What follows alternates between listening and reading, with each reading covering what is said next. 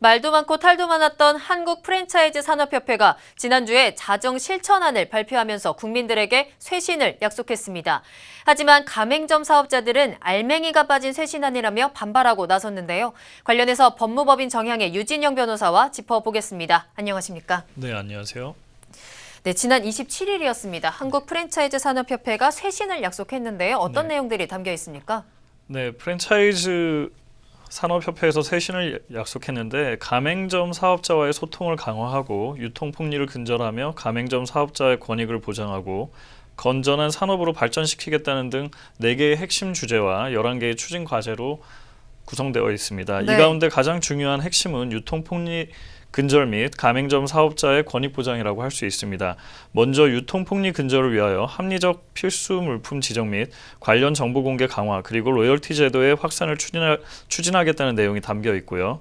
이와 함께 가맹점 사업자의 권익 보장을 위하여 현행 10년으로 되어 있는 계약갱신 요구권을 폐지함으로써 계약갱신을 보장하고 보복행위를 근절하겠다는 내용입니다. 네, 이 말씀하신 10년 계약갱신 요구권이 그동안 계속 문제가 되었던 것으로 알고 있는데 이게 정확하게 어떤 내용인 건가요? 네, 현행 가맹사업법 제13조 제2항에 명시되어 있는 규정인데요. 네. 가맹점 사업자의 계약갱신 요구권은 최초 가맹계약 기간을 포함한 전체 가맹계약 기간이 10년을 초과하지 아니하는 범위 내에서만 행사할 수 있다라고 규정되어 있습니다. 네. 문제는 여기서 발생하는데요. 즉 가맹점을 성공적으로 키우더라도 10년이 지나면 언제라도 프랜차이즈 본사에서 계약갱신을 거절할 수가 있다는 것이 문제입니다. 10년 동안 내가 이 가게를 다 키워놨는데 본사에서 계약을 안 해주면 저는 이제 가맹점에서는 좀 닥쳤던 개가 되는 건 아닌가라는 맞습니다. 그런 사례들이 생각이 들죠. 실제로 많이 발생을 했었고요, 과거에. 그렇군요. 이 10년으로 제한된 가맹계약 갱신 요구권을 계약 기간에 상관없이 행사할 수 있도록 하는 법안이 추진된다고 하던데요. 사실 이 상가 임대차 보호법 및 이제 실질적으로 우리에게 뭐 별 효과가 없다라는 비판을 받았었는데 이 법도 그런 거 아닐까요? 네. 이거와 관련해서 이제 상가임대차 보호법의 경우에는 임대차 기간을 이제 5년을 보장을 해주고 있습니다. 네. 그런데 이제 가맹계약 갱신 요구권을 영구적으로 인정해 줄 경우에는 가맹점주에 대한 상당한 보장 효과가 있는 것으로 보여질 수는 있습니다. 그러나 문제는 가맹점주의 과실이나 지시 미이행 등을 문제 삼아서 본사에서 가맹계약을 해지할 수 있는 사유들이 이미 가맹사업법에 굉장히 많이 규정이 되어 있고요. 상가임대차 보호법에서도 그 규정되어 있는 바에 따라서 임대인의 해지 사유와 비슷하게 법적으로 보장된 기간을 다 채우지 못하고 계약이 해지될 수 있습니다.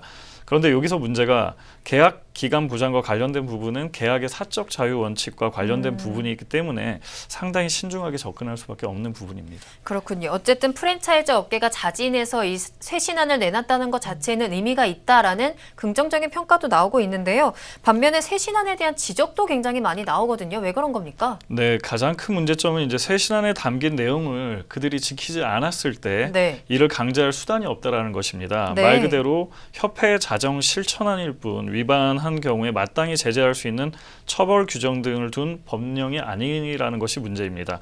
그리고 가맹점의 할인 쿠폰이나 이벤트 증정 등의 판촉 비용을 떠넘기는 관행에 대해서는 전혀 개선책이 빠져 있고요.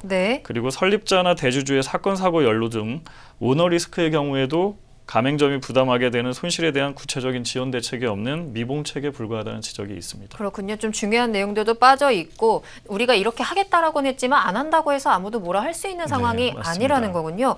아무래도 이 프랜차이즈 업계의 문제점을 좀 해결을 하려면 가맹 사업자와의 소통이 좀 강화돼야 되는 것도 중요할 것 같습니다. 이 가맹 사업자와의 소통 강화를 위해서는 어떤 방법을 내놓았습니까? 가맹 사업자와의 소통 강화를 위해서는 현재 소통 및 문제 해결 창구 마련을 위해 가맹본부가 자발적인 가맹점 사업자 단체를 구성하고 가맹점 사업자 단체도 협회에 참여하도록 하며 가맹본부마다 자체 준법 감시 기구를 설치하는 것입니다. 이와 함께 가맹점 사업자 협의권 보장을 위해 본부 가맹점 사업자 단체 간 대화 및 협의를 정례화하고 가맹본부가 가맹점 사업자 단체의 거래 조건 협의 요청을 부당하게 거부하는 행위를 근절하겠다는 것입니다. 그렇군요. 그런데 이렇게 프랜차이즈 업계에서 계속해서 뭐 갑질이라든지 이런 문제가 일어나는 이유 중에 하나는 프랜차이즈 업계가 너무 무분별하게 너무 쉽게 생기는 것 아니냐 하는 지적들도 있거든요. 이 부분에 대한 근본적인 대책도 필요할 것 같은데 어떻습니까? 네, 사실 은퇴하신 분들 중에 자영업을 시작하시면서 프랜차이즈에 뛰어드시는 분들이 상당히 많은데요. 여기서 네. 문제는 한 브랜드가 뜨기 시작하면 미투 브랜드가 생겨나면서 이를 추종하게 됩니다. 그래서 업체들은 가맹점 예비 창업자들에게 좋은 조건을 제시하는 척하면서 개설을 유도하는데 이런 것들 중에 상당수가 본사 재정이나 지원이 좋지 못해서 오래 버티기 힘든 상황이라 폐업하는 경우가 많다라는 것입니다. 네. 이처럼 시장 진입이 너무 쉽다라는 점도 문제로 지적되고 있습니다. 제대로 된 시스템과 검증이 필요하다고 봅니다. 그렇군요. 또 이제 협회 내에서 불공정 거래 예방센터를 만들겠다라고 얘기도 나오던데 그 예방센터를 만드는 게 어떤 효과가 있을까요? 네, 협회는 불공정 예방센터를 설치하여 정부나 언론기관의 가맹본부에 불공정 행위를 신고한 가맹점주에 대한 보복 행위를 하는 가맹본부가 없도록 하고 협회가 직접 가맹본부와 가맹점주 간의 화해와 거래 조건을 조정하고 협의 조정을 거부하는 가맹본부 명단을 공개하고 공정위에 통보 조치한다는 방침입니다. 네. 그러나 이에 대해서 협회가 직접 조사하는데 과연 누가 계약 해지 및 보복 출점 등의 불이익을 감수하고 신고를 자진해서 하겠느냐라는 지적도 있습니다. 그리고 개인적으로는 공정거래위원회에서도 제대로 다루지 못한 사안인데 과연 협회가 자체적으로 얼마나 잘할 수 있을지 의문이기도 합니다. 그렇군요. 자진해서 쇄신안을 내놓은 만큼 변화가 있기를 기대해 보겠습니다. 지금까지 법무법인 정향의 유진영 변호사였습니다.